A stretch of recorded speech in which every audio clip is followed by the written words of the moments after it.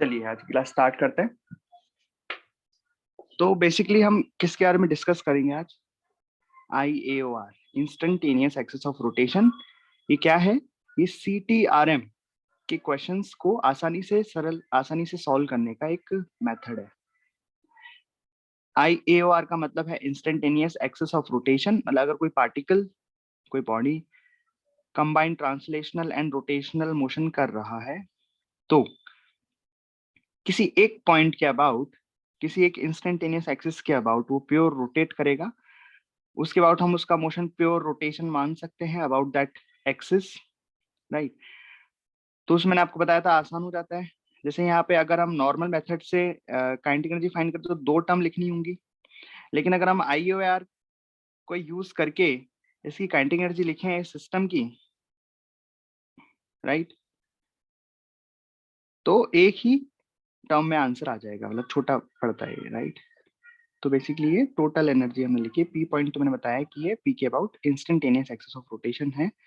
हमने पूरे बॉडी की काइनेटिक एनर्जी को लिखा गया है। तो देखो IOR का यूज किया तो इस पॉइंट पी के अबाउट ये एक तरीके से फिक्स्ड एक्सिस रोटेशन है, और हमने half I axis omega square का यूज करके काइनेटिक एनर्जी निकाली। यहाँ पे हमने CTRM का कॉन्सेप्ट का यूज करके काइनेटिक एनर्जी निकाली। दोनों ही सेम है। CTRM का कॉन्सेप्ट क्या है? उसमें हम translational motion and rotational motion अलग अलग कंसिडर करते हैं। ट्रांसलेशनल मोशन तो हम सेंटर ऑफ मास का देखते हैं, और रोटेशनल सेंटर ऑफ मास के अबाउट देखते हैं। अब इसमें हमने देखा था, अच्छा ठीक है, फायदा तो है IOR का, तो चलो कैसे फाइंड करें IOR। तो उसके कुछ केसेस हैं। सबसे पहले, if V COM and omega both are known for a body, मतलब किसी ऑब्जेक्ट का velocity of centre of mass पता है और ओमेगा पता है, एंगुलर वेलोसिटी पता है, तो हम क्या करते हैं, तो आप वेलोसिटी के परपेंडिकुलर एक ऐसे लाइन ड्रॉ कर सकते हो, फिर उसमें देख सकते हो कि कहाँ पे ये आना चाहिए। जैसे कल मैंने आपको बताया था कि इस पॉइंट पर ये पॉइंट, ये axis instantaneous axis of rotation नहीं हो सकती, बिकॉज यहाँ पे V COM and omega R दोनों ही आगे आ गए। इंस्टेंटेनियस एक्सिस ऑफ रोटेशन वो पॉइंट, वो एक्सिस होती है जिसके अबाउट नेट वेलोसिटी उस पार्टिकल की, उस बॉडी की जीरो होती है। नेट वेलोसिटी उस बॉडी की जीरो होती है ना। तो यहाँ पे तो नहीं हो सकती क्योंकि V COM और ओमेगा R दोनों ही आगे हैं। हाँ, लेकिन नीचे हो सकती है क्योंकि यहाँ पे V COM आगे है और ओमेगा R पीछे है, तो V COM बराबर ओमेगा R की वैल्यू मिल गई। हमने क्वेश्चन भी किया था। ठीक है, चलिए अब आगे चलते हैं। तो इसमें दूसरा केस है कि हमें क्या पता है, if we know if we know net velocity of 2 points. यहाँ पे हमें देखो, पहले तो क्या पता था, V सेंटर ऑफ मास पता था एंड ओमेगा पता था। V सेंटर ऑफ मास पता था एंड ओमेगा पता था। अभी मैं बोल रहा हूँ कि 2 पॉइंट्स की नेट वेलोसिटी पता है। देखना इन बातों का ध्यान रखना। नेट वेलोसिटी पता है। नेट का मतलब एक बॉडी है, उसमें किसी भी पॉइंट की नेट वेलोसिटी होती है उसकी ट्रांसलेशनल प्लस रोटेशनल मिला के जो आएगी, that is net velocity of 2 points, किन्हीं 2 पॉइंट्स की। जैसे नेट वेलोसिटी मतलब समझ रहे हो ना, कि जैसे यहाँ पे अगर ये वाला पॉइंट ले तो यहाँ की नेट वेलोसिटी क्या हो गई, V COM plus omega r. यहाँ पे नेट वेलोसिटी क्या हो गई, V COM minus omega r. Okay, and these two velocity are not parallel और एंटी पैरेलल। मतलब 2 पॉइंट की नेट वेलोसिटी पता है और दोनों वेलोसिटी ना तो पैरेलल है ना anti parallel, then IAOR lies on point of intersection of perpendicular drawn on these two velocity vector. तो जो IAOR instantaneous axis of rotation होगी वो इन दोनों वेलोसिटी के परपेंडिकुलर हम एक लाइन ड्रॉ करेंगे, तो उनका जो पॉइंट ऑफ इंटरसेक्शन होगा दैट इज IAOR। देखो कैसे, suppose this is the object, this is the body, and like that. और यहाँ पे हमें 2 पॉइंट्स का, कोई भी 2 पॉइंट्स वो हो सकते हैं, उनकी हमें नेट वेलोसिटी पता है। जैसे मान लो एक तो इस पॉइंट की वेलोसिटी पता है, सेंटर की वेलोसिटी होती है V। अब ये सेंटर है तो ओमेगा आर तो कुछ होगी नहीं, मतलब ये V पता है यहाँ की, और ऊपर वाले पॉइंट की पता है हमें 2V,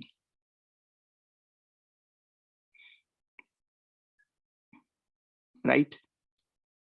लेकिन ये दोनों तो क्या हो गई, एक दूसरे के पैरेलल हो गए, पर हमें ये नहीं लेना है, राइट। इस हमने बोला है कि these two velocity are not parallel और एंटी पैरेलल, तो ये वाला नहीं लेते। ओके, तो इसका कॉन्सेप्ट हम समझते हैं पहले कि कैसे ये IAOR देगा point of intersection of two velocity के परपेंडिकुलर लाइन वाला।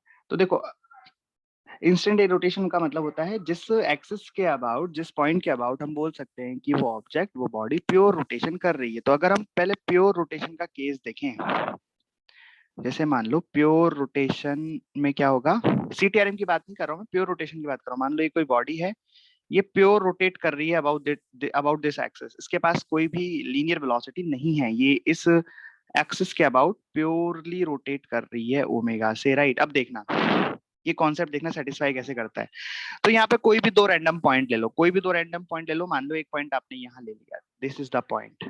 तो यहाँ पे आप वेलोसिटी क्या लिखोगे, यहाँ पे वेलोसिटी आप ऐसे टेंजेंशियल वेलोसिटी लिखोगे। अगर कोई ऑब्जेक्ट इस तरह से ओमेगा से रोटेट कर रहा है तो उसकी किसी पॉइंट पर वेलोसिटी क्या हो जाएगी, वहां से हम ऐसे रेडियस खींचेंगे, इसकी जो टेंजेंशियल वेलोसिटी होगी दैट इज द वेलोसिटी। ये बात समझ में आई क्या? तो एक रैंडम पॉइंट मैंने यहाँ ले लिया और एक रैंडम पॉइंट मैंने यहाँ ले लिया।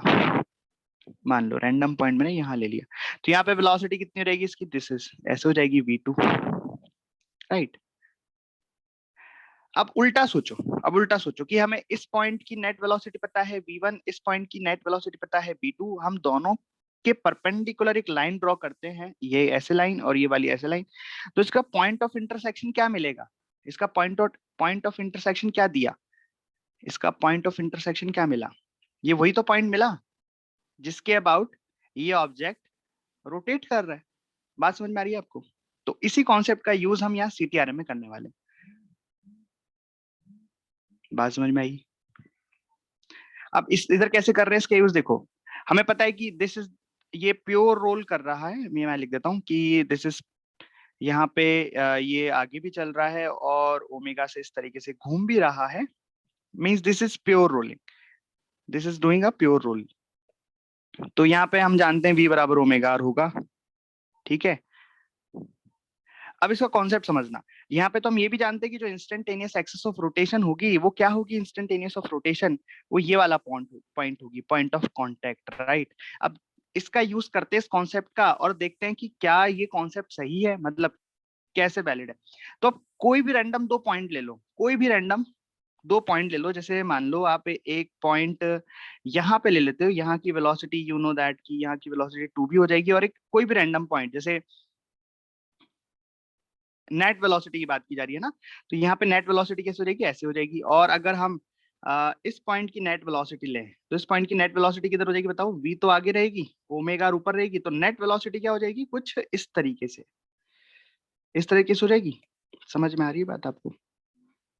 कुछ इस तरीके से नेट वेलोसिटी हो जाएगी। अब अगर हम परपेंडिकुलर लाइन खींचे तो 2v की परपेंडिकुलर लाइन ऐसे हो जाएगी, और ये जो इस पॉइंट की वेलोसिटी है इससे परपेंडिकुलर लाइन खींचेंगे तो कैसी आएगी, बोलो, आई ऑटोमेटिक। तो कहाँ पे मिली वो उसी पॉइंट पे मिली जहां पे जो इंस्टेंटेनियस एक्सिस ऑफ रोटेशन है। बात समझ में आ रही है क्या?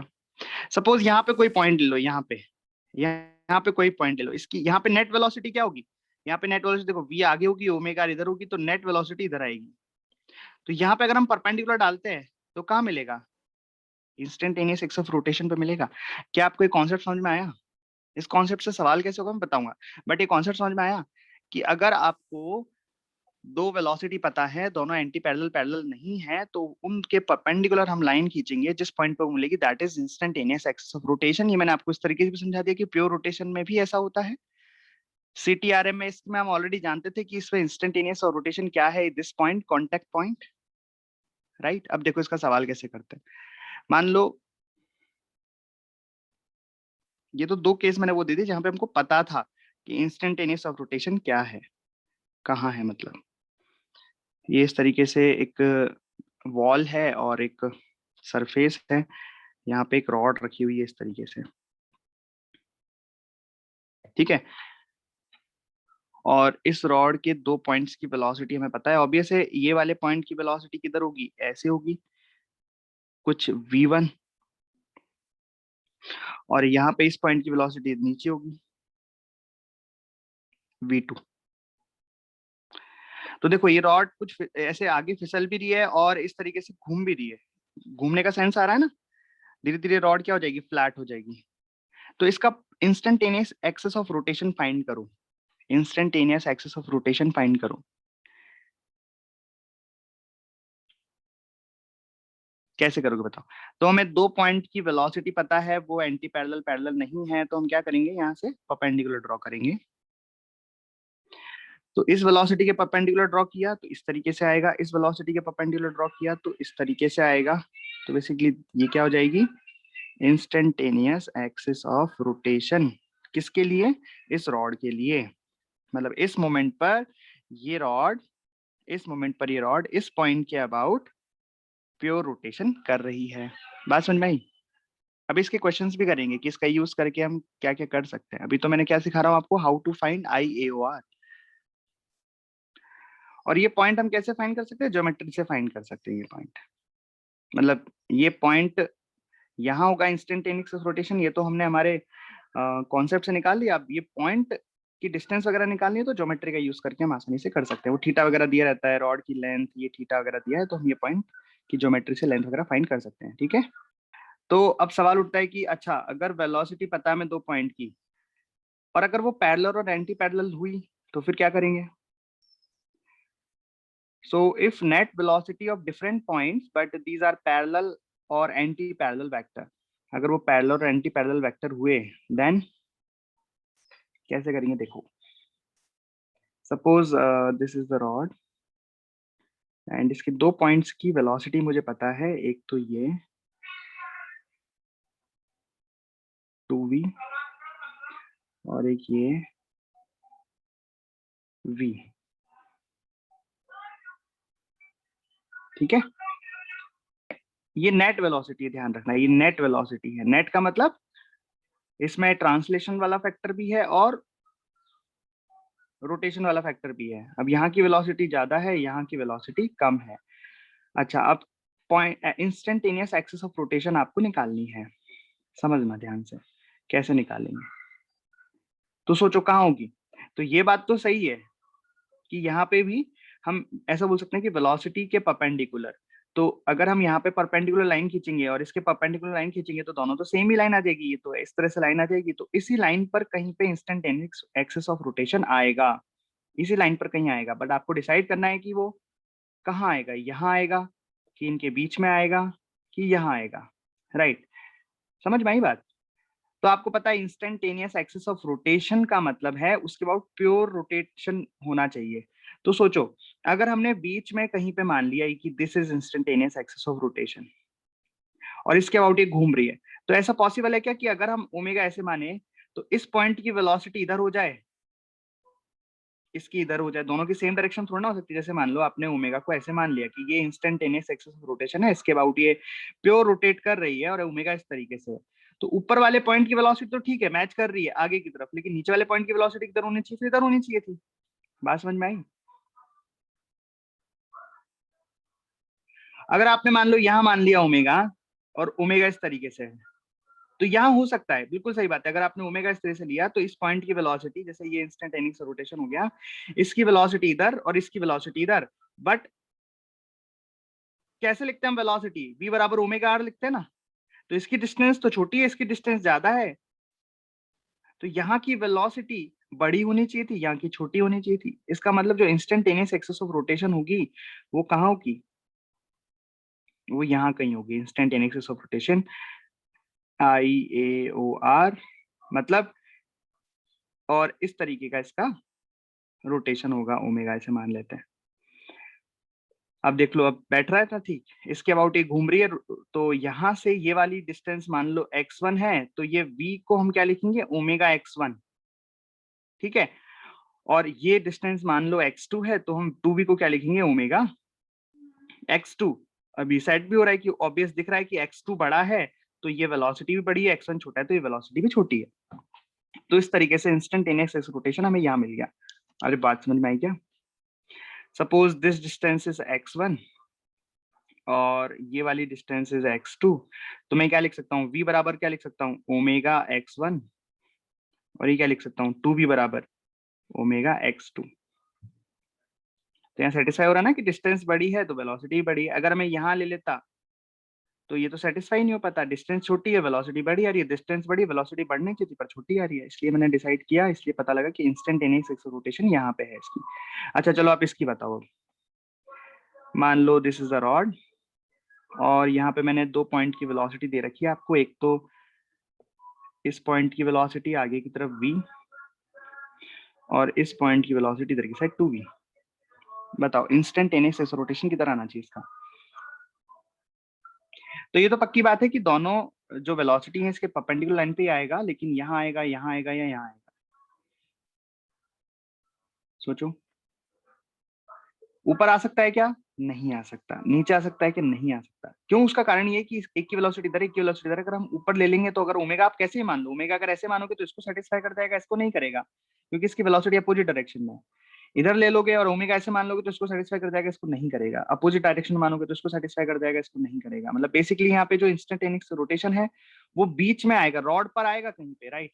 पर रॉड में बीचों बीच आएगा कि थोड़ा ऊपर आएगा कि नीचे आएगा, ये भी सोचना है कि रॉड में बीचों बीच आएगा कि थोड़ा ऊपर आएगा कि थोड़ा नीचे आएगा। सोचो। तो थोड़ा ऊपर आएगा और ओमेगा इस तरीके से आएगी। सोचो कैसे? क्योंकि देखो अगर ये डिस्टेंस x1 मैं लूं और ये डिस्टेंस मैं अगर x2 लूं, राइट, तो यहाँ 2v को मैं क्या लिख सकता हूँ? 2v को लिख सकता हूँ ओमेगा x2 और v को क्या लिखूंगा? Omega x1। अब मुझे दिखाई दे रहा है कि v छोटा है, 2v बड़ा है, ओमेगा तो सेम ही है दोनों के लिए, तो x2 को बड़ा होना पड़ेगा, x1 को छोटा होना पड़ेगा। बात समझ में आई क्या? इस तरीके से।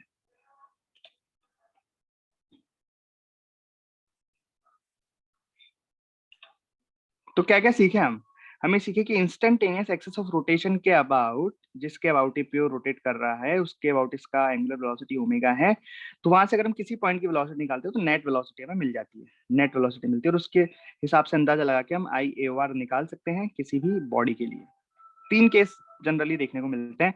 मतलब आपके पास अगर v centre of mass omega है तो आप इस तरीके से कर सकते हो। अगर आपके पास केवल 2 वेलोसिटीज हैं और वो एंटी पैरेलल या पैरेलल नहीं है तो उनका इंटरसेक्शन पॉइंट आपका आई ए ओ आर होगा। और अगर 2 वेलोसिटी जो पैरेलल है तो आप इस तरीके से देख सकते हो। ठीक। अच्छा, अब आप बोलोगे सर ये डिस्टेंस तो निकाली नहीं हमने। भाई ये तो पता लग गया कि आई ए ओ आर यहाँ है, बट ये डिस्टेंस कैसे निकालें? अरे भाई वो तो निकल जाएगी। देखो आपको 2 पॉइंट की वेलोसिटी पता है, v पता है, 2v पता है, और अगर इसकी लेंथ भी आपको पता होगी, ऑब्वियस है ना, रॉड की लेंथ तो आपको पता ही होगी। तो एक इक्वेशन आपको ये मिल गई v बराबर ओमेगा x1, एक इक्वेशन आपको ये मिल गई 2v बराबर ओमेगा x2। और बेसिकली x2 का मतलब क्या है? x1 प्लस एल ही है ना, यहाँ पे इस डायग्राम से मैं देख सकता हूँ x1 प्लस एल। ठीक है, तो 2 इक्वेशन आपको मिल गई और उनसे आप सॉल्व करके x1 निकाल लोगे। हाँ, ये इक्वेशन से आप आसानी से निकाल सकते हो। ठीक है, ये लेंथ वगैरह आपको पता होगी, सब चीज आपको पता होगी। ठीक, चलिए करिए।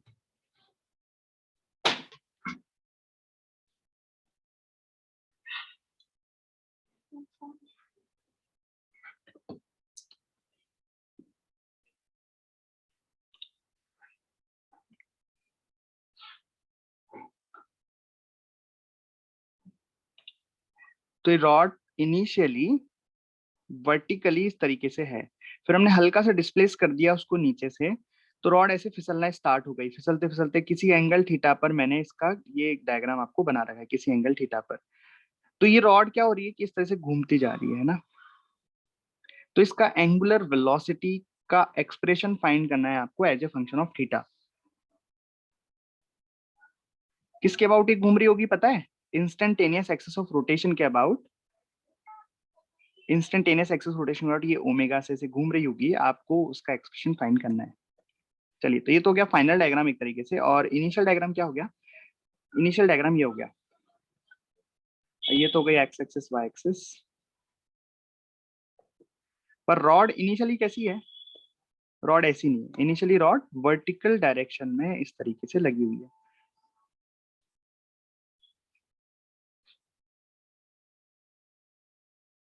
है ना। फिर हमने क्या किया, इसको यहाँ से ऐसे स्लाइटली डिस्प्लेस कर दिया हल्का सा, तो रॉड फिर ऐसे घूमते घूमते घूमते यहाँ पहुंच गई। ये एंगल कोई एंगल थीटा मान लेते हैं। रॉड की लेंथ एल और मास एम दे रखा है, राइट। तो क्या करें बताओ? तो ऐसा कर लेते हैं, इस मोमेंट पर instantaneous axis of rotation find करते हैं। इस इंस्टेंट पर इंस्टेंटेनियस एक्सिस ऑफ रोटेशन क्या हो जाएगी? ये हो जाएगी IOR, कह सकते हैं, अभी भी पढ़ा है हमने।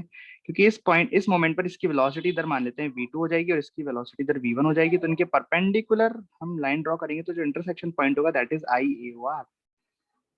ओके, तो हमें इस एक्सिस के अबाउट, अगर इस एक्सिस के अबाउट हम इसका ओमेगा निकाल लें तो वही हमारा आंसर होगा। और भी तरीका है इसका एक और, पर वो बहुत लंबा पड़ेगा। ये छोटा तरीका, IAOR वाला छोटा तरीका पड़ता है। तो मतलब इस सिचुएशन से इस सिचुएशन में रॉड आ गई और हमें ओमेगा की इक्वेशन निकालनी है, तो क्या करें बताइए। फ्रिक्शन नहीं है कहीं भी तो फ्रिक्शन का वर्क डन नहीं होगा। This is the initial situation, this is the final situation. Initial से फाइनल तक वर्क डन केवल किसके द्वारा हो रहा है, mg की वजह से हो रहा है, राइट। तो हम यहाँ पे एक तरीके से क्या लगा सकते हैं, एनर्जी कंजर्वेशन लगा सकते हैं। ठीक है, okay.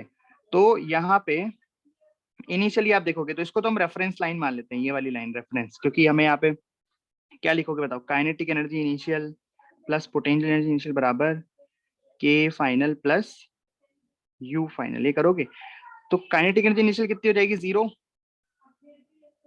Plus potential energy initial कितनी हो जाएगी, इसको रेफरेंस मान रहे हो और ये रॉड है, मास एम लेंथ एल की, तो ये वाली डिस्टेंस कितनी हो जाएगी L/2। तो बताइए मैं क्या लिख सकता हूँ, you initial mg/L/2। Kinetic energy final में लिखूंगा half I about that axis. I हमें IAOR के अबाउट लिखना पड़ेगा, इंस्टेंटेनियस एक्सिस ऑफ रोटेशन के अबाउट लिखना पड़ेगा, राइट। क्योंकि हम ये क्या मान के चल रहे हैं कि फिक्स्ड एक्सिस रोटेशन होता है इसके अबाउट, प्लस यू फाइनल। तो यू फाइनल कितना लिखेंगे, इस मोमेंट पर ये जो सेंटर ऑफ मास है इसकी डिस्टेंस यहां से कितनी हो जाएगी बताइए, ये डिस्टेंस में कितनी लिखूं। तो हमें पता है ये लेंथ है L/2, ये थीटा है तो ये हो जाएगा L/2 साइन थीटा।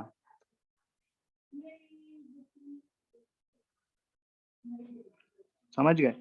तो यू फाइनल कितना लिखूंगा, mg L/2 साइन थीटा। अब बस एक चीज आपको निकालनी है, इस एक्सिस के अबाउट इस रॉड का मोमेंट ऑफ इनर्शिया फाइंड करना है।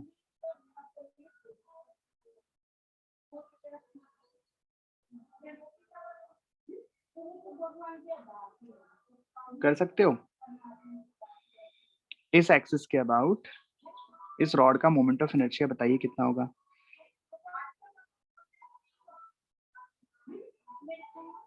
बोलो बोलो बोलो जल्दी बोलो। तो उसके लिए आपको कौन सी लेंथ निकालनी पड़ेगी, आपको ये वाली लेंथ पता होनी चाहिए, सेंटर ऑफ मास भाई ICOM, वही वाला फॉर्मूला लगा ना, ICOM मतलब mL²/12 plus md²। D distance क्या हो जाएगी, यहां से लेके ये वाली डिस्टेंस, ये वाली, दिस इज डी।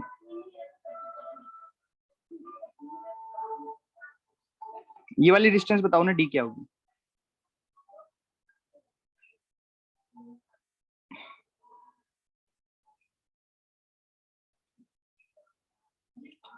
ऐसे समझ में नहीं आ रहा तो ऐसे देख लो, ये डिस्टेंस, डी डिस्टेंस को मैं सिमेट्री से कह सकता हूँ ना, ये वाली जो डिस्टेंस होगी ये भी डी तो होगी।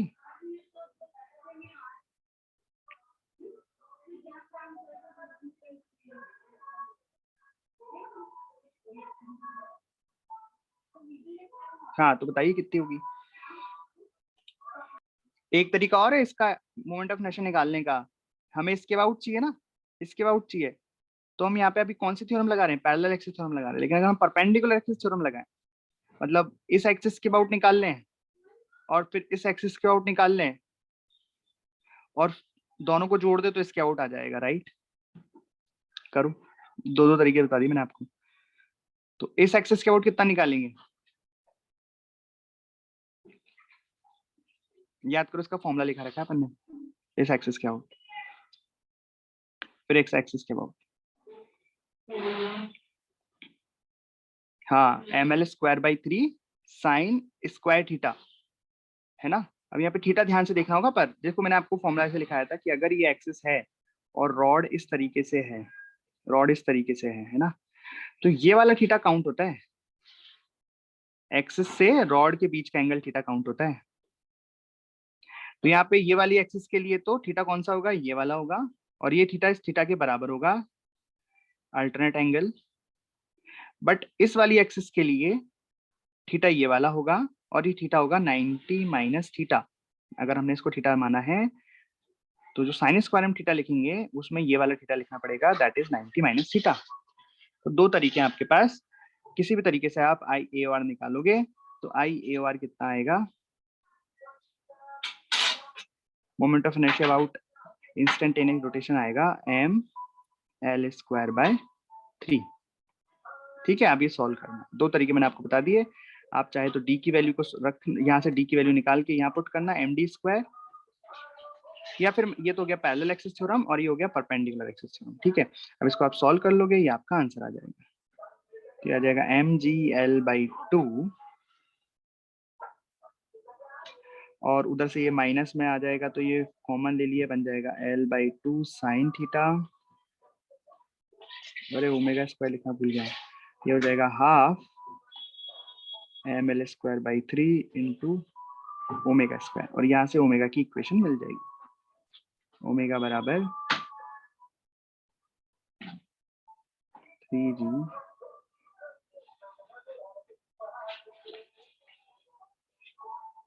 ठीक है।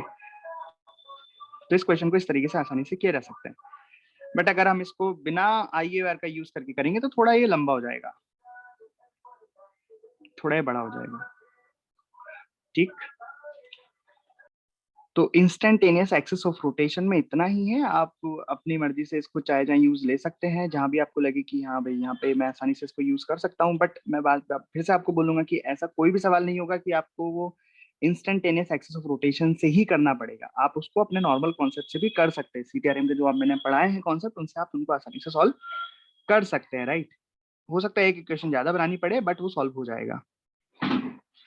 अब एक चीज और आती है, last topic of this chapter, that is toppling.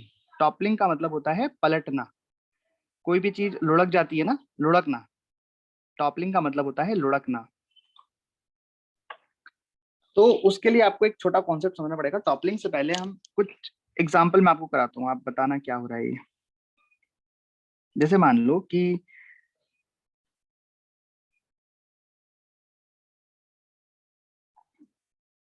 इस तरीके से एक ब्लॉक है, और इस ब्लॉक को मैंने v नॉट वेलोसिटी से, इस तरीके से इनिशियल वेलोसिटी b नॉट मैंने इसको दे दी है, राइट। इनिशियल वेलोसिटी मैंने b नॉट इसको दे दी है, और सरफेस है रफ, रफ सरफेस है।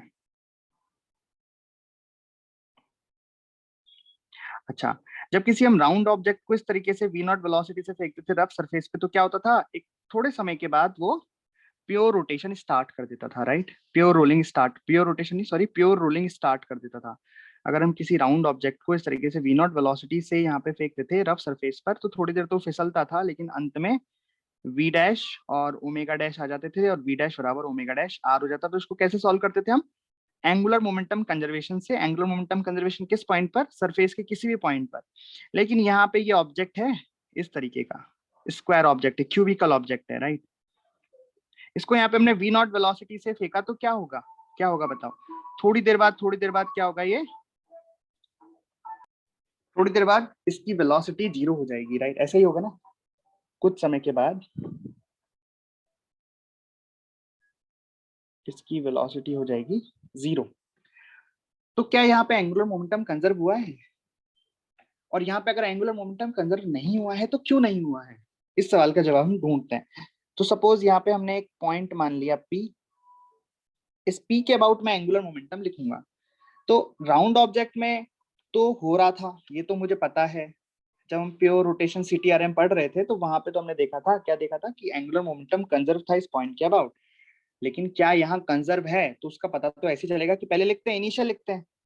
तो एल इनिशियल आप लिखोगे तो क्या लिखोगे, यहाँ पे ओमेगा तो कुछ है नहीं, वी नॉट है, वी नॉट वेलोसिटी है सेंटर ऑफ मास की, और सपोज ये डिस्टेंस आप मान लो ए साइज का ये स्क्वायर है, क्यूब है, तो ये डिस्टेंस कितनी हो जाएगी, this is a by 2, so I can write linear angular momentum, initial angular momentum will be m, mass of block is m into a by 2 into v naught, और अगर L final मैं लिखूंगा, L final will be 0 because velocity 0 हो जाएगी। तो यहाँ से मैं देखो समझ में आ रहा है कि यहाँ पे एंगुलर मोमेंटम कंजर्व नहीं होगा,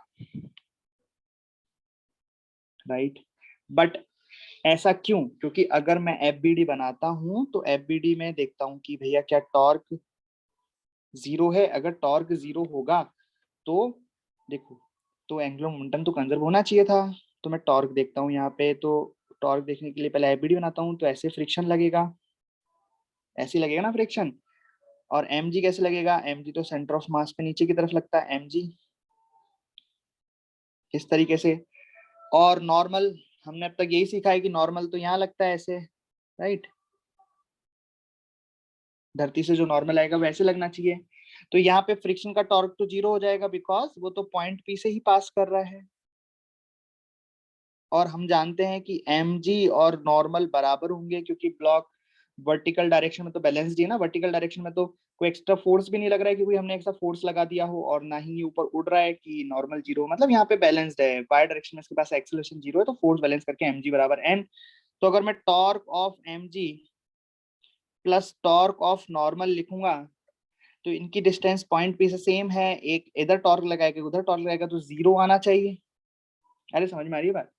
अगर फ्रिक्शन का टॉर्क जीरो है, ये तो 100% जीरो होगा, क्योंकि जो फ्रिक्शन है वो तो इस पॉइंट से ही पास करेगा, और इन दोनों का टॉर्क मिलके जीरो आना चाहिए। तो अगर टॉर्क जीरो है पॉइंट पी के अबाउट, तो एंगुलर मोमेंटम भी कंजर्व होना पड़ेगा, पर ऐसा तो नहीं हो रहा है। इसका मतलब यही निकल के आता है कि ये जीरो नहीं है। बात समझ में आ रही है आपको? फ्रिक्शन का टॉर्क तो जीरो रहेगा पॉइंट पी के अबाउट, बिकॉज वो तो यहीं से पास करेगा, लेकिन इन दोनों का टॉर्क मिलके जीरो नहीं आ रहा है। लेकिन ये बात भी सच है कि mg तो n के बराबर होगा, क्योंकि वाई डायरेक्शन में तो कोई एक्सेलरेशन नहीं है। इसका मतलब ये है कि जो नॉर्मल है, अब mg तो हमेशा सेंटर ऑफ मास पे ही लगता है, इसका मतलब ये है कि जो नॉर्मल है, जो क्या है, नॉर्मल है, वो नॉर्मल यहाँ पर नहीं लग रहा है। नॉर्मल इस तरीके से नहीं लग रहा है कि वो सेंटर ऑफ मास से ही पास करे और mg के टॉर्क को बैलेंस करे। नॉर्मल कुछ इधर उधर शिफ्ट हो रखा है। बात समझ में आ रही है? नॉर्मल कुछ या तो आगे शिफ्ट हो रखा है या पीछे शिफ्ट हो रखा है, जो भी शिफ्ट हो रखा है, लेकिन शिफ्ट हो रखा है। अरे बात समझ में आई क्या? तभी तो तभी तो इन दोनों का टॉर्क जीरो नहीं हुआ। mg का टॉर्क तो कितना आएगा, यहाँ से डिस्टेंस अगर x मान लूं, तो नॉर्मल की डिस्टेंस तो x प्लस कुछ समथिंग है, तो टॉर्क इज जीरो नहीं है। इसका मतलब कारण समझ में आ गया आपको? कि कोई राउंड ऑब्जेक्ट होता था वहां तो चलो ठीक है, वहां तो होता था, क्योंकि वहां पे तो एंगुलर मोमेंटम कंजर्व हो जाता था, क्योंकि वहां पे जो पॉइंट ऑफ कांटेक्ट होता था, ध्यान से सुनना, जब ऐसे कोई राउंड ऑब्जेक्ट होता है तो वहां पॉइंट ऑफ कांटेक्ट एक पर्टिकुलर पॉइंट होता है, बस। नॉर्मल वहीं लग सकता है। नॉर्मल शिफ्ट होने की, भाई नॉर्मल वहीं तो लगेगा जहाँ कांटेक्ट होगा, क्योंकि normal is a contact force. बात समझे? पर यहाँ पे कांटेक्ट इतनी सारी जगह पे है, तो नॉर्मल यहाँ पे शिफ्ट हो जाता है। This is very important concept. मैंने एक बहुत इंपॉर्टेंट लाइन बोली है कि नॉर्मल शिफ्ट हो जाता है।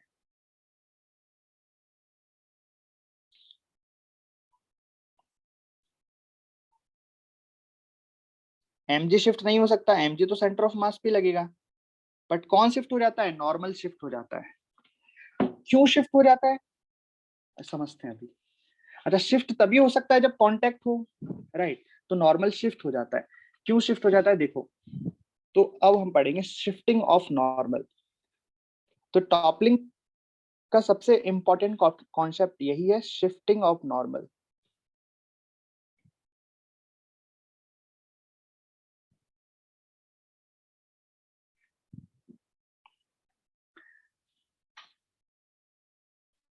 तो जो मैंने डायग्राम यहाँ बनाया वही बना देता हूँ, कि ऐसे एक सरफेस है और उस पर एक ब्लॉक रखा है। यहाँ पे पॉइंट पी था, पॉइंट पी के अबाउट हमने टॉर्क लिखा, तो ये तो फ्रिक्शन आ गया, mg सेंटर ऑफ मास पे लग गया। बट नॉर्मल इधर कहीं शिफ्ट हो गया। ठीक है ऐसा।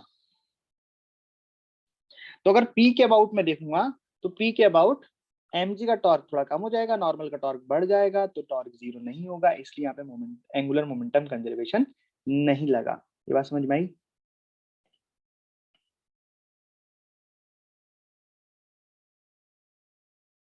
तो ये तो कब की बात है, जब इसके पास वेलोसिटी थी, ठीक है। लेकिन जब ब्लॉक रुक गया, जब ब्लॉक रेस्ट पे आ गया,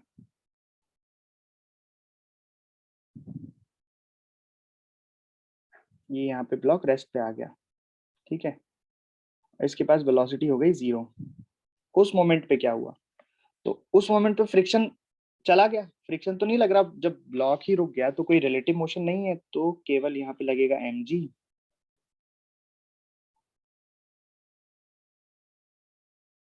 और नॉर्मल, तो नॉर्मल फिर अपनी जगह पर वापस आ जाएगा, नॉर्मल वापस से इधर आ जाएगा, और यहाँ पे torque of mg plus torque of normal 0 हो जाएंगे।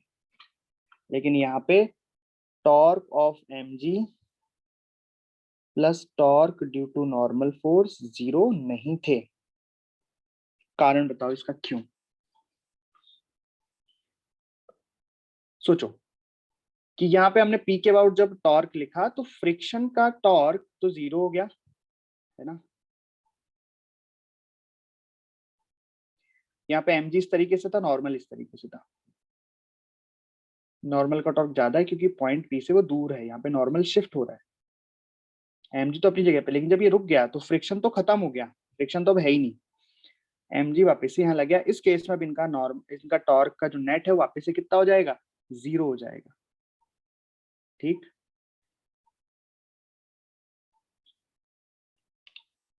तो नॉर्मल शिफ्ट होने का कॉन्सेप्ट समझ में आया।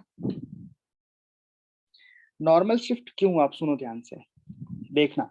अगर अब मैं पी के अबाउट टॉर्क नहीं देख रहा हूँ, क्योंकि पी के अबाउट टॉर्क देख रहा हूँ तो फ्रिक्शन का टॉर्क खत्म हो जा रहा है। मैं अब सेंटर ऑफ मास के अबाउट टॉर्क देख रहा हूँ, ध्यान से देखना। मैं देख रहा हूँ सेंटर ऑफ मास के अबाउट टॉर्क।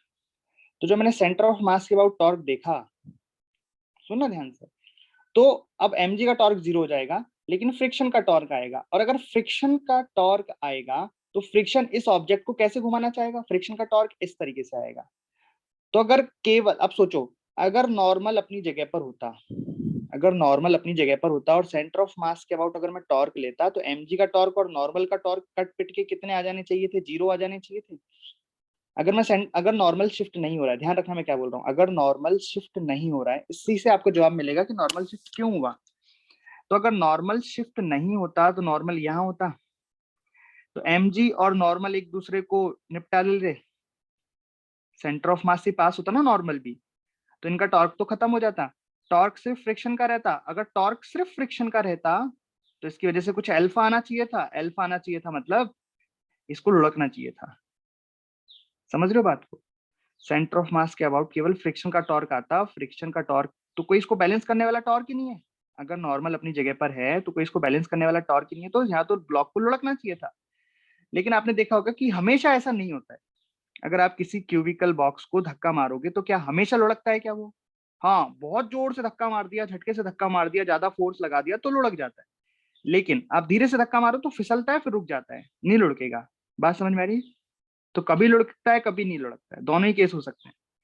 तो जब नहीं लुढ़कता है तो क्या होता होगा, जब नहीं लुढ़कता है तो ये होता होगा कि इस फ्रिक्शन के टॉर्क को किसी ने बैलेंस कर लिया। अब सेंटर ऑफ मास के अबाउट में टॉर्क देख रहा हूं, तो mg का टॉर्क तो बैलेंस कर नहीं सकता, mg का टॉर्क तो 0 आ गया। बट ये फ्रिक्शन जो है, इसके टॉर्क को किसी ने तो बैलेंस किया, वो कौन है बताइए। वो नॉर्मल है। नॉर्मल आगे खिसक गया, नॉर्मल आगे खिसक गया और इसने फ्रिक्शन के टॉर्क को बैलेंस कर लिया।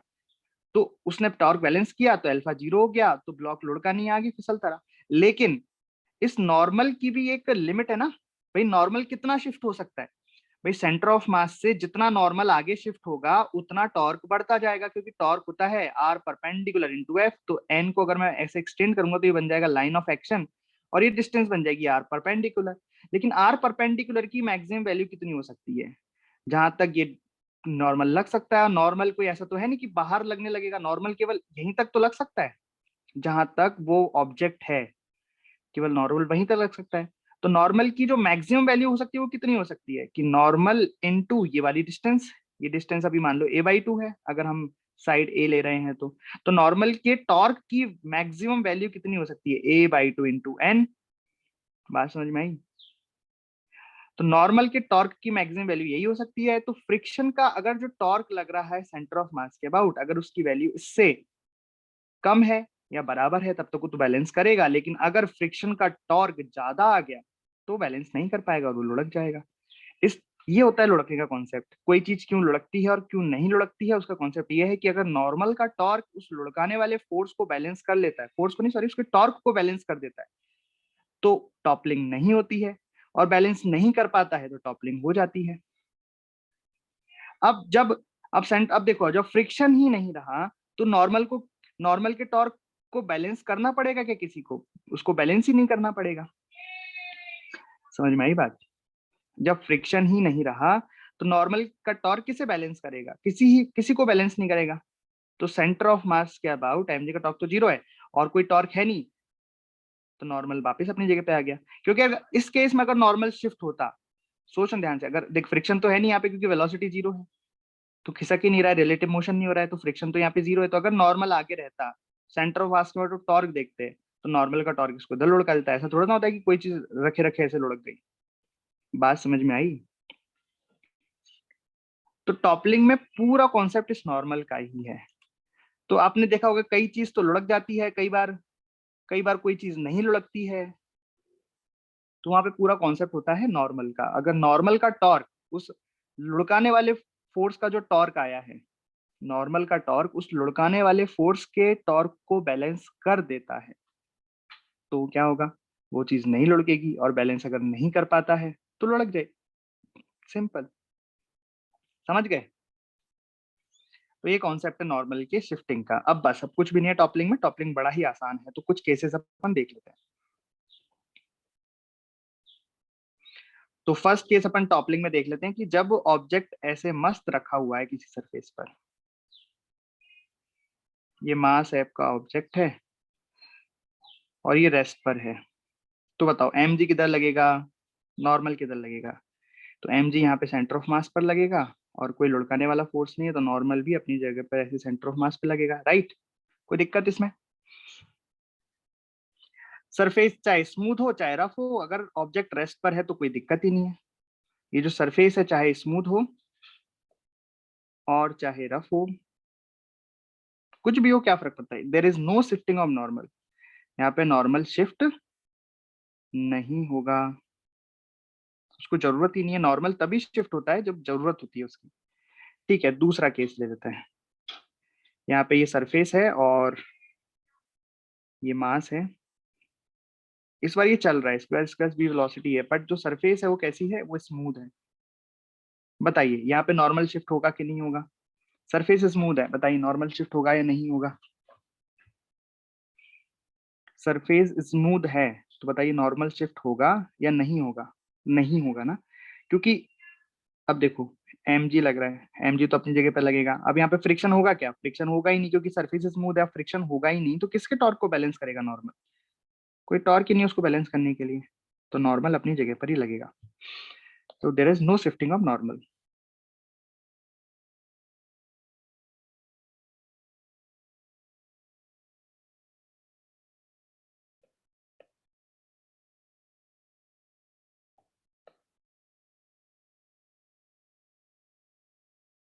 समझ गए? अब थर्ड केस हम लेते हैं कि सरफेस रफ है,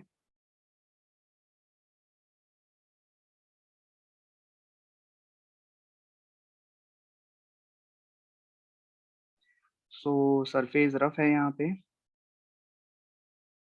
एंड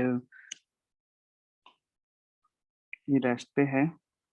ठीक है, बट हमने एक फोर्स लगा रखा है, ये इसका सेंटर ऑफ मास है, हमने एक फोर्स एफ इस तरीके से लगा रखा है। बताइए,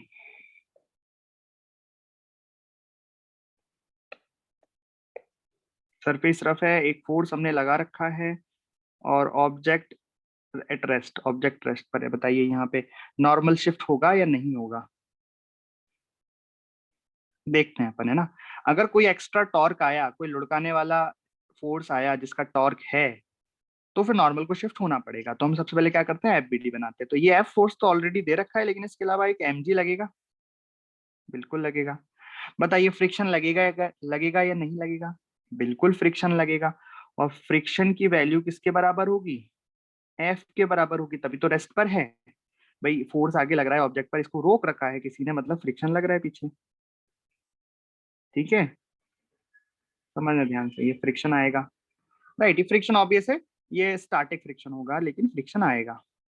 अब बताइए सेंटर ऑफ मास के अबाउट अगर मैं इसका टॉर्क देखूं, torque about COM on the body, तो सेंटर ऑफ मास के अबाउट मैं टॉर्क देख रहा हूं, तो mg का टॉर्क कितना हो गया, टॉर्क अबाउट mg आएगा, प्लस टॉर्क अबाउट फोर्स आएगा, प्लस टॉर्क अबाउट फ्रिक्शन आएगा, और फिर टॉर्क अबाउट नॉर्मल आएगा। जिसमें से मैं देख रहा हूं कि mg का टॉर्क 0 हो जाएगा बिकॉज सेंटर ऑफ मास के अबाउट देख रहा हूँ, फोर्स का टॉर्क 0 हो जाएगा क्योंकि सेंटर ऑफ मास के अबाउट देख रहा हूँ, लेकिन फ्रिक्शन का टॉर्क 0 होगा क्या, नहीं, फ्रिक्शन का लाइन ऑफ एक्शन ये है और आर परपेंडिकुलर हो गया ये, तो फ्रिक्शन का टॉर्क 0 नहीं होगा। तो इसको बैलेंस करने के लिए नॉर्मल को अपना टॉर्क लगाना पड़ेगा। बात समझ में आई? यस। तो यहाँ पे नॉर्मल शिफ्ट होगा, तो यहाँ पे नॉर्मल कुछ शिफ्ट हो जाएगा इधर, ठीक है। मतलब कोशिश तो करेगा नॉर्मल उसको बैलेंस करने की, अब कर पाता है नहीं कर पाता है वो एक अलग सिचुएशन है, लेकिन हाँ नॉर्मल शिफ्ट होगा और वो शिफ्ट होकर इस फ्रिक्शन के टॉर्क को बैलेंस करने की कोशिश करेगा। तो x डिस्टेंस ये शिफ्ट हो जाएगा, कौन, नॉर्मल, ठीक है, ये ऐसे शिफ्ट हो गया नॉर्मल। तो नॉर्मल विल शिफ्ट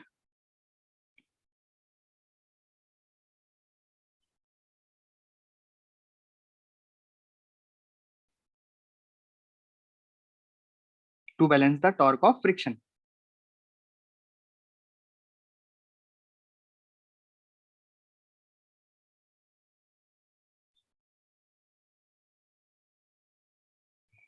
समझ गए?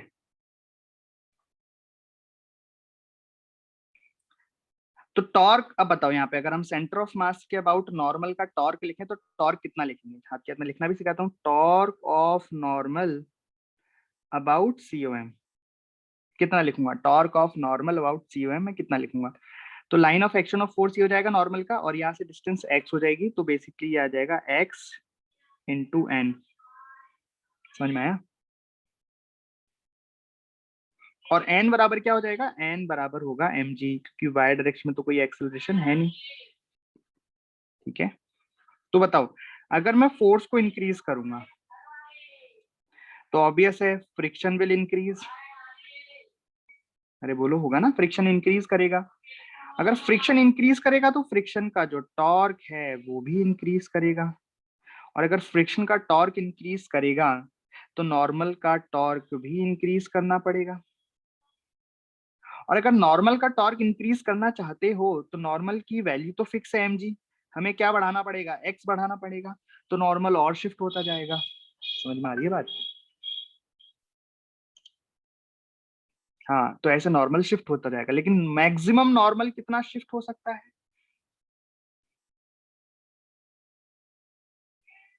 हाँ ये जो डिस्टेंस है, ये वाली जो डिस्टेंस है उतना शिफ्ट हो सकता है, राइट। अच्छा ये मत सोचना कि सर फ्रिक्शन क्यों बढ़ रहा है, फ्रिक्शन तो कांस्टेंट टर्म होती है, हमने ऑब्जेक्ट को रेस्ट पर लिया रखा है, ठीक है। तो काइनेटिक फ्रिक्शन की वैल्यू फिक्स होती है, स्टैटिक फ्रिक्शन तो तब तक बढ़ता रहेगा जब तक ये आगे का फोर्स बढ़ता रहेगा, ठीक है। ऑब्जेक्ट को रेस्ट पे मान के हमने सिचुएशन ड्रॉ की, आपको समझ में आई पूरी बात, अच्छे से क्लियर है?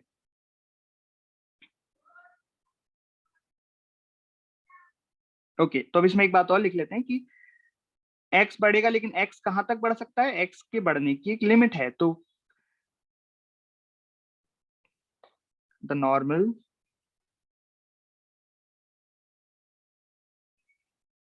Can be shifted maximum up to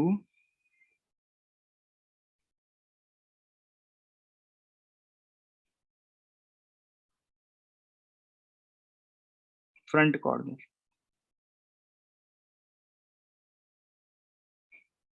ठीक है। After that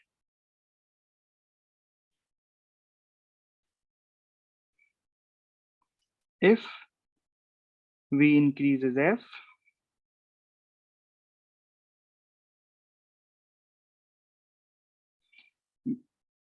block build topple. अगर उसके बाद भी हमने एफ को बढ़ाया तो फ्रिक्शन बढ़ेगा, और फ्रिक्शन बढ़ेगा तो टॉर्क ऑफ नॉर्मल बढ़ेगा, जो कि नहीं बढ़ पाएगा क्योंकि एक्स को मैक्सिमम आ चुका है, तो ब्लॉक फिर टॉपल हो जाएगा।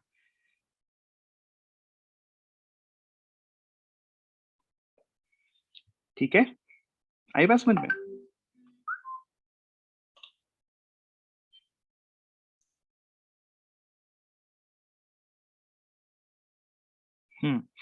तो इस केस में मैं अब निकालते हैं अपन कि कितना रिलेशन निकालते हैं, रिलेशन कैसे निकालेंगे। तो वही डायग्राम मैंने फिर से बनाया। फोर्स कहाँ लग रहा था? सेंटर पर, और फ्रिक्शन लग रहा था इसे पीछे। ये रेस्ट पर है, एम जी लगेगा नीचे, नॉर्मल लगेगा कहीं ऊपर। ठीक है, तो एक इक्वेशन मैंने लिख दी, एफ बराबर एफ आर, बिकॉज रेस्ट पर है, एन बराबर एम जी, क्योंकि वाई डायरेक्शन में भी इसके पास कोई एक्सेलरेशन नहीं है। ठीक है, अब मैं टॉर्क अबाउट सेंटर ऑफ मास लिखने वाला हूं। तो टॉर्क अबाउट सेंटर ऑफ मास लिखूंगा तो टॉर्क ऑफ फोर्स एफ कितना हो जाएगा? 0। टॉर्क ऑफ एम जी कितना हो जाएगा? 0।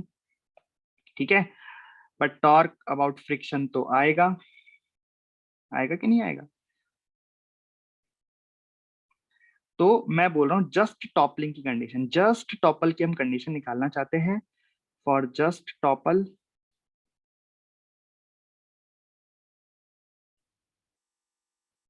जस्ट टॉपल का मतलब है कि delta of centre of mass, sorry, torque about centre of mass will be 0। ठीक है, तो टॉर्क अबाउट सेंटर ऑफ मास आप क्या लिखोगे? टॉर्क अबाउट सेंटर ऑफ मास आएगा, ये आएगा, ये इधर तो आपकी इसका ये सेंटर ऑफ मास है। अब फ्रिक्शन का टॉर्क लिखना पड़ेगा, तो torque of friction will be equal to torque of normal. ठीक है, और नॉर्मल का टॉर्क तो वेरिएबल टॉर्क है, तो मैं इसकी मैक्सिमम वैल्यू की बात कर रही हूँ जस्ट टॉपल के लिए। समझ गए? तो क्या लिखा हमने? जस्ट टॉपल के लिए torque of friction is equal to torque of normal. ये मैंने किसके अबाउट किया है सारा काम? ये torque about centre of mass मैंने लिखा है। ठीक है, लेकिन हम टॉर्क अबाउट दिस पॉइंट भी लिख सकते हैं, ध्यान से देखना, ये पॉइंट रेस्ट पर है ये, तो सभी पॉइंट रेस्ट पर होंगे, ये भी रेस्ट पर होगा, तो इस पॉइंट को नाम दे देता हूं मैं पी, है ना?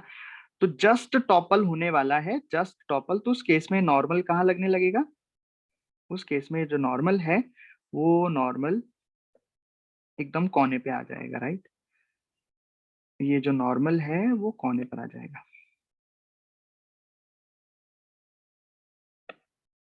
जस्ट टॉपल की कंडीशन हम लिख रहे हैं, जस्ट टॉपल के लिए नॉर्मल कहाँ लगेगा? एकदम एंड पॉइंट पर आ जाएगा, तभी तो मैंने यहाँ पे मैक्सिमम वैल्यू लिखी है इसकी। मैक्सिमम मतलब एकदम एंड पे वो आ चुका है, तो मैं पॉइंट पी के अबाउट टॉर्क लिखूंगा। तो अगर मैं पॉइंट पी के अबाउट की बात कर रहा हूँ, तो पी के अबाउट नॉर्मल का टॉर्क 0 हो जाएगा, फ्रिक्शन का टॉर्क 0 हो जाएगा, है ना? फॉर जस्ट टॉपल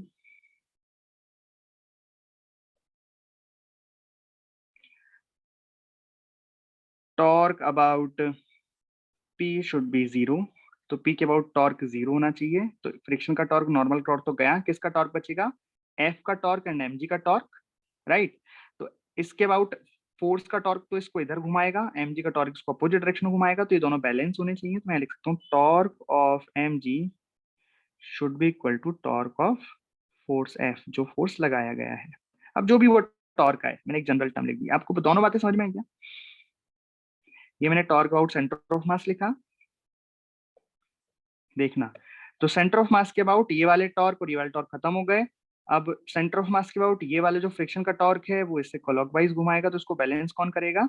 इसको नॉर्मल का टॉर्क बैलेंस करता है। इस तरीके से हमने लिख दिया। और अगर हम पी के अबाउट देखें तो इस तरीके से आप देख सकते हो कि फोर्स का टॉर्क और एमजी का टॉर्क एक दूसरे को बैलेंस करना चाहिए। जस्ट बैलेंस्ड है ना, जस्ट टॉपल का मतलब है कि टॉर्क 0 होना चाहिए। तो अब दोनों में से आप किसी का भी यूज करके और रिलेशन आपको निकालने रहते हैं, जवाब आपको देने होते हैं। ठीक, ये ब्लॉक रेस्ट पर है, ध्यान रखना। तो आप जो सेंटर ऑफ मास के अबाउट है वो तो कभी भी लिख सकते हो। अभी मैं आपको चलने वाले भी केस कराऊंगा कि जब ये चल रहा है, चलते देखो कई बार तो होता है कि हम किसी चीज पे फोर्स लगाते हैं तो वो रखा रहता है और लुढ़क जाता है। कई बार हमने देखा है कि फोर्स लगाते हैं तो फिसलना स्टार्ट कर देता है, फिसलना स्टार्ट करता है, उसके बाद फिर लुढ़कता है, राइट। तो अभी जो हमने केस पढ़ा है वो कौन सा पढ़ा है कि फ्रिक्शन इतना सफिशियंट है कि चलने नहीं दे रहा है, चलने से पहले ही चीज लुढ़क गई है। ठीक है, चलिए तो एक क्वेश्चन करते हैं इसका।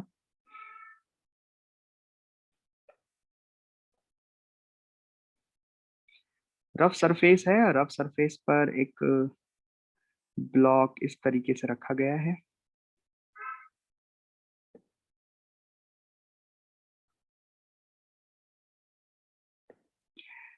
सरफेस इतनी सफिशिएंट रफ है कि उसको चलने नहीं दे रही है, चाहे आप कितना भी फोर्स लगा लो।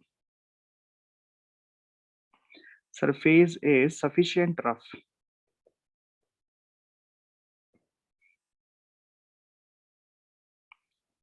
To prevent slipping. ठीक है, सरफेस इतनी रफ है कि उसने उसको फिसलने नहीं देना है ब्लॉक को। अब यहाँ पे एक फोर्स ब्लॉक पर इस तरीके से लग रहा है F, और एक मास m, मास तो m है इसका, ये वाली लेंथ इसकी b है और ये वाली लेंथ इसकी a है। क्या करना है आपको, find maximum f for which block will not topple. f की मैक्सिमम वैल्यू जब तक कि ब्लॉक टॉपल ना करे, जिसके ज्यादा होते ही ब्लॉक टॉपल करने लगे, टॉपल करने वाला पलट जाए। तो find maximum f for which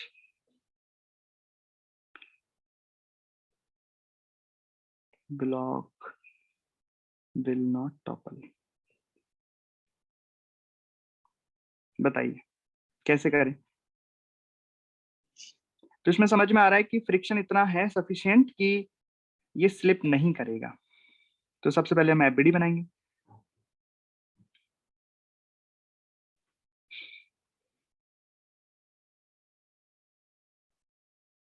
बताओ एफबीडी में कौन कौन से फोर्सेस लगेंगे। फोर्स एफ लगेगा आगे, mg लगेगा सेंटर ऑफ मास पर, फ्रिक्शन लगेगा यहाँ, और नॉर्मल कहाँ लगाना है भाई, मैक्सिमम निकालनी है ना, तो उसके लिए नॉर्मल को हम लगा देंगे यहाँ पे। ओके, कॉर्नर पे, तभी तो मैक्सिमम वैल्यू निकलेगी। अब आप बोलो अच्छा रेस्ट पर रहेगा, ऐसा आपको दे रखा है, तो अगर रेस्ट पर रहेगा तो आप सेंटर ऑफ मास के अबाउट टॉर्क लिख सकते हो या इस कॉर्नर पी के अबाउट टॉर्क लिख सकते हो, दोनों से ही आंसर आपके आ जाएंगे। ठीक है, तो पहली इक्वेशन क्या बन गई, यहाँ पे रेस्ट पर है इसलिए आगे एक्स डायरेक्शन में फोर्स बैलेंस कर दिए, फ्रिक्शन बराबर एफ आर आ गया, वाई डायरेक्शन में फोर्स बैलेंस कर दिए, एन बराबर एम जी आ गया। अब आप चाहो तो सेंटर ऑफ मास के अबाउट टॉर्क लिख के उसको जीरो कर दो, या फिर आप कॉर्नर के अबाउट टॉर्क लिख के जीरो कर दो। रेस्ट पर है तो आप सेंटर ऑफ मास के अबाउट भी टॉर्क लिख सकते हो, कॉर्नर के अबाउट भी लिख सकते हो। जब ये चलने लगेगा तो हम केवल सेंटर ऑफ मास के अबाउट ही लिख पाएंगे। ठीक है, अरे बात समझ में आई क्या। तो क्या कर दूं मैं फिर, कि मैं ऐसे लिख दूं कि अगर मैं सेंटर ऑफ मास के अबाउट लिखता हूँ, सेंटर ऑफ मास के अबाउट टॉर्क जीरो करता हूँ, तो मैं क्या लिख दूंगा, सेंटर ऑफ मास के अबाउट टॉर्क लिखूंगा तो इस बार क्या फोर्स का टॉर्क जीरो होगा क्या, नहीं होगा। अरे बोलो क्या सर, फोर्स का टॉर्क जीरो होगा क्या, नहीं होगा, क्योंकि सेंटर ऑफ मास पे थोड़ी लग रहा है। तो फ्रिक्शन का टॉर्क भी आएगा, फोर्स का टॉर्क भी आएगा और नॉर्मल का टॉर्क भी आएगा। ठीक है, ये तो हो गया सेंटर ऑफ मास के अबाउट लिखता हूँ तो। लेकिन चूंकि रेस्ट पर है तो मैं इस पॉइंट पी के अबाउट लिख देता हूँ, तो टॉर्क अबाउट पॉइंट पी मैं जीरो करूंगा। तो देखो किस किस का टॉर्क जीरो हो जाएगा, अगर पी के अबाउट में टॉर्क लिखूंगा तो नॉर्मल का टॉर्क खत्म हो जाएगा, फ्रिक्शन का टॉर्क खत्म हो जाएगा, तो टॉर्क ऑफ नॉर्मल बराबर टॉर्क ऑफ फ्रिक्शन बिल भी कितना आ जाएगा, जीरो। अब केवल किसका टॉर्क बचा, mg का टॉर्क बचा और f का टॉर्क बचा। mg का टॉर्क इधर घुमाएगा, f का टॉर्क अपोजिट डायरेक्शन घुमाएगा, तो दोनों को बैलेंस होना पड़ेगा। तो torque of mg should be equal to torque of force, right, तभी तो टॉर्क अबाउट p जीरो होगा। बात समझ में आ रही है क्या भैया। ओके तो कॉर्नर के अबाउट पॉइंट पी के अबाउट एमजी का टॉर्क कितना आ जाएगा बताइए। तो ये आपको साइड दे रखी है बी और ये साइड दे रखी है ए। तो mg का लाइन ऑफ एक्शन हो गया दिस, तो ये वाली साइड हो गई b/2, तो r परपेंडिकुलर पे b/2 mg एंड ये डिस्टेंस हो गई यहाँ पे आपका लाइन ऑफ एक्शन हो गया इसका, ये लाइन ऑफ एक्शन हो गया, परपेंडिकुलर डिस्टेंस हो गई a, तो आप यहाँ लिखोगे a इंटू एफ। ठीक है, तो f की मैक्सिमम वैल्यू कितनी आ गई, ये f मैक्सिमम है क्योंकि हमने नॉर्मल को कहाँ पे लिया है, मैक्सिमम पे लिया है। तो f की मैक्सिमम वैल्यू यहाँ से निकल के आ गई b/2 a mg। सिंपल है, बोलिए भैया।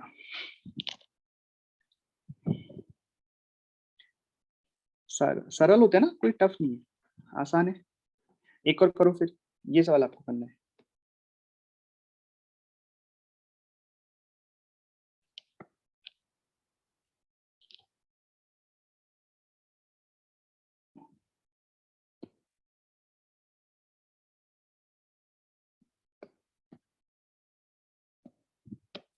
फोर्स हमने लगाया है ऊपर ऊपर एकदम,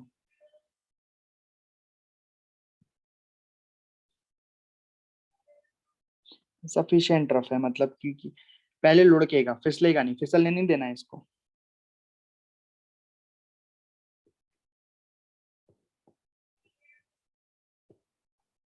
करिए।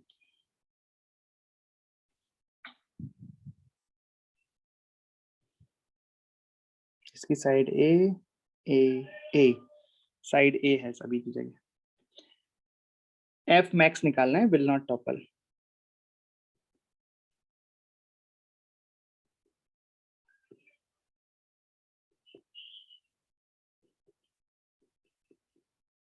जल्दी से करते हैं इसको ना यार, चलो क्वेश्चन ही करने हैं बस, कॉन्सेप्ट तो हो ही गया सारा। 2 क्वेश्चन है बस, कर दो। बताइए कैसे करें। सबसे पहले क्या बनाए, एफबीडी बना दें।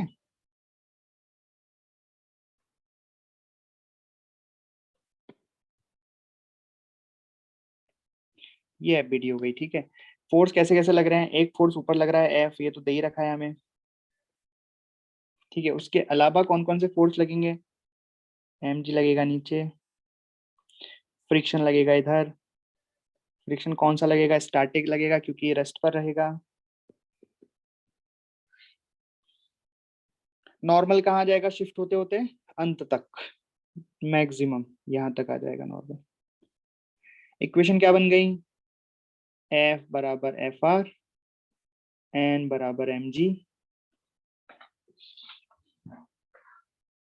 क्या कर दें, इस कॉर्नर के अबाउट लिख दें टॉर्क, कॉर्नर के अबाउट टॉर्क कितना आना चाहिए, 0 for F maximum. Just toppling condition लगा देंगे अपन, है ना, जस्ट टॉपल। तो अगर इसके बाद लिखूंगा तो नॉर्मल का टॉर्क खत्म हो जाएगा, फ्रिक्शन का टॉर्क भी 0 हो जाएगा, केवल mg का टॉर्क लिखना है ना। तो mg का टॉर्क बताओ कितना लिखें। तो बेसिकली टॉर्क अबाउट 0 करूंगा तो यहाँ पे 2 टॉर्क आ जाएंगे, एक तो टॉर्क mg का जो कि बराबर होना पड़ेगा टॉर्क ऑफ f, तभी तो 0 होगा p के अबाउट टॉर्क, क्योंकि दोनों एक दूसरे के अपोजिट है। लाइन ऑफ एक्शन ये हो गई, ये डिस्टेंस होती है a/2, ये तो लिख लोगे ना यार। ये वाली डिस्टेंस कितनी होती है, a/2, तो mg का टॉर्क आ जाएगा a/2 इंटू mg बराबर, लाइन ऑफ एक्शन ये हो गया, परपेंडिकुलर डिस्टेंस ये हो गई, ये डिस्टेंस कितनी होती है कोई बताएगा। एफ के लिए लाइन ऑफ एक्शन ये हो गया और ये हो गई परपेंडिकुलर डिस्टेंस, ये वाली डिस्टेंस कितनी होती है, ये होती है √3a/2, तो आ जाएगा √3a/2 इंटू एफ मैक्सिमम। तो यहाँ से एफ मैक्सिमम कितना आ गया, इसे गया 2 से 2 गया,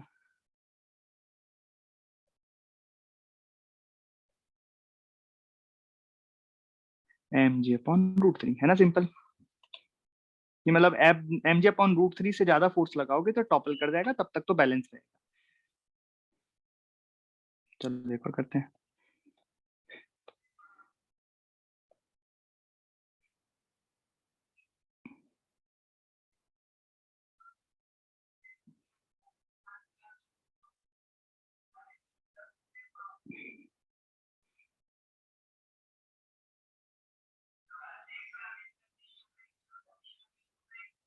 इस बार म्यू दिया है, ठीक है, म्यू दिया है मतलब कुछ भी हो सकता है। ये बी है, ये ए है, ठीक है। Find condition for which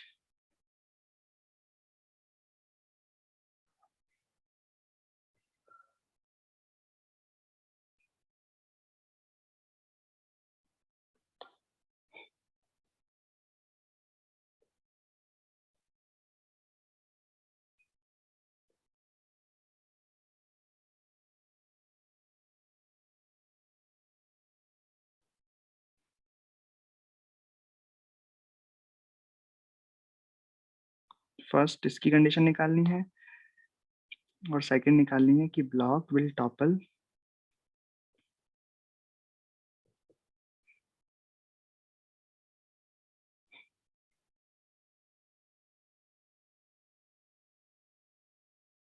before sliding.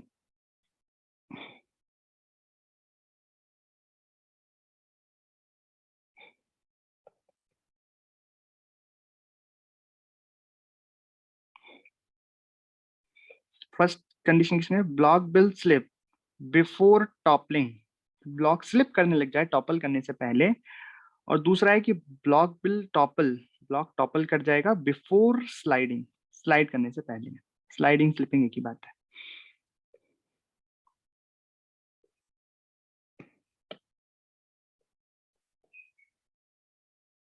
करिए।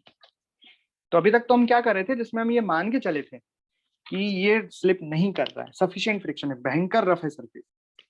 बट अभी ऐसा नहीं है, अभी कुछ भी हो सकता है। तो फर्स्ट केस में आपको ये मानना है, सेकंड में आपको ये मानना है।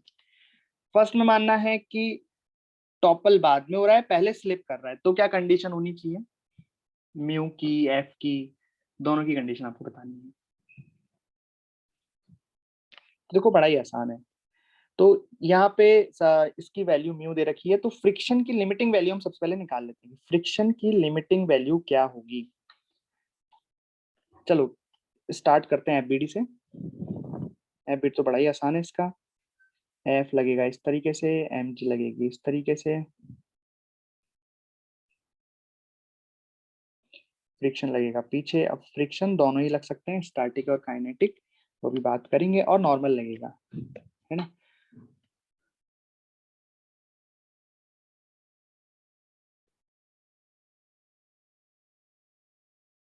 चलिए इस तरीके से। तो सबसे पहले हम फोर्स की कंडीशन लिख लेते हैं कि फॉर स्लिपिंग, कि अगर ये इस ब्लॉक को स्लिप होना है तो बताओ फोर्स किससे ज्यादा होना चाहिए, फ्रिक्शन से ज्यादा होना चाहिए, या फ्रिक्शन की लिमिटिंग वैल्यू कितनी आ जाएगी, या फ्रिक्शन की मैक्सिमम वैल्यू जिसे हम बोलते हैं वो कितनी आ जाएगी, म्यू इंटू एन, और एन क्या है यहाँ पे, एम जी के बराबर। बोलो सही बात है क्या। पर यहाँ पे मैं ये नहीं कह सकता हूँ कि एफ एफ आर के बराबर है, वो कुछ भी हो सकता है।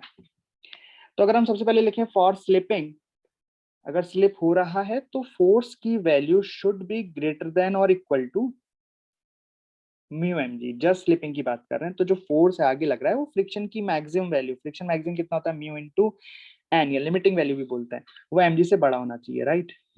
और अगर हम टॉपलिंग की बात करें, फॉर टॉपलिंग, टॉपलिंग के लिए क्या होना चाहिए, वो हम ऑलरेडी अभी कर चुके हैं ना, कि अगर ऐसे फोर्स लगता है तो टॉपल के लिए कंडीशन बनाई थी ना हमने, देखो यहाँ पे बनाई थी, ये रहा, कि जस्ट टॉपल के लिए टॉर्क ऑफ फ्रिक्शन बराबर टॉर्क ऑफ नॉर्मल, या फिर टॉर्क ऑफ एमजी बराबर टॉर्क ऑफ एफ। यहाँ पे मैंने इस कॉर्नर के अबाउट जब लिखा था फॉर टॉपलिंग, कि एफ का टॉर्क एमजी के टॉर्क से क्या होना चाहिए, ज्यादा होना चाहिए, तो मैं कह दूंगा कि हाँ भाई ये टॉपल होएगा।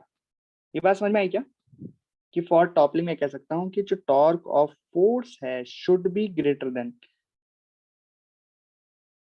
टॉर्क ऑफ एमजी, क्योंकि एमजी का टॉर्क अगर हम इस कॉर्नर के अबाउट में देख रहा हूँ तो फोर्स का टॉर्क तो उसको लुढ़काना चाहता है, एमजी का टॉर्क बोलेगा कि नहीं मत लुढ़को, ठीक। तो टॉर्क ऑफ फोर्स इस पर्टिकुलर केस में कितना आ जाएगा, F into A by two, because ये पूरी डिस्टेंस है ए, तो आधी डिस्टेंस हो जाएगी और ये वाली डिस्टेंस है b, तो mg का टॉर्क आ जाएगा b/2 mg।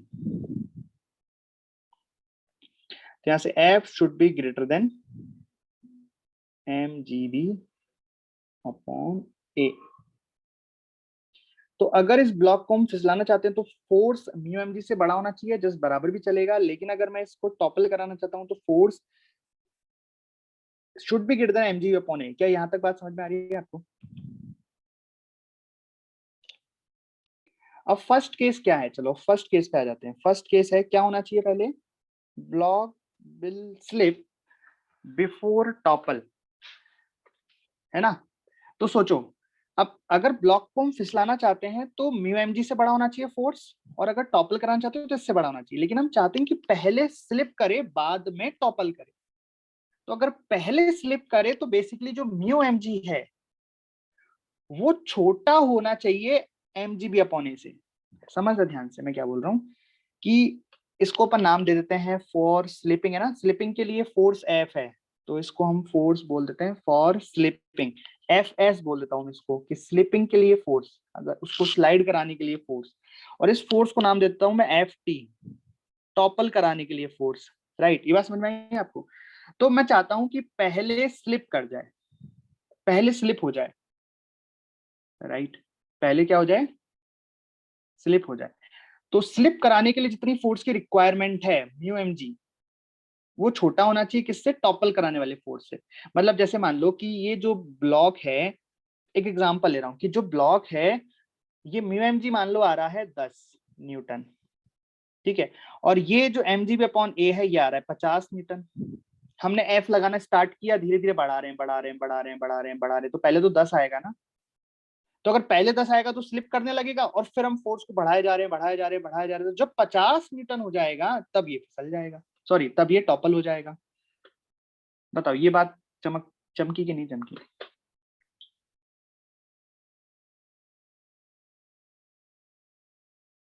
वही, तो हमने यहाँ लिख दिया कि mu mg should be less than mgb upon a। तो यहाँ से म्यू आ गया, mu should be less than equal to b upon a। तो ये कंडीशन आ गई फर्स्ट वाले की, अगर म्यू b अपॉन a से छोटा होता है तो ये पहले स्लिप करेगा फिर टॉपल करेगा। और अगर हम चाहते हैं कि पहले टॉपल करे तो इस केस में ये चीज छोटी होनी चाहिए, ये चीज छोटी होगी, तो पहले टॉपल करेगा और बाद में जाके स्लाइड करेगा। तो हम यहाँ से लिख सकते हैं कि mgb upon a should be less then mu mg, तो यहाँ से आ जाएगा mu should be greater then b upon a। तो ये फर्स्ट के लिए कंडीशन हो रही है, सेकंड के लिए कंडीशन। आई बात समझ में? इस तरीके से तो टॉपल आपका हो गया, ठीक है। बस यही है, इसमें इतना ही होता है टॉपल में। तो आप ये नॉर्मल शिफ्टिंग वाला ध्यान रखो, और ये ध्यान रखो कि पहले स्लिप होगा या पहले टॉपल को, इसके लिए कंडीशन सिर्फ इतनी है कि स्लिपिंग के लिए इतना फोर्स चाहिए, टॉपल के लिए इतना फोर्स चाहिए। अब अगर ऐसा हो जाता है तो पहले स्लिपिंग हो जाएगी अगर म्यू mg छोटा हो जाता है और ये बड़ा है, और अगर ये छोटा हो जाता है ये बड़ा है तो पहले टॉपलिंग हो जाएगी, राइट।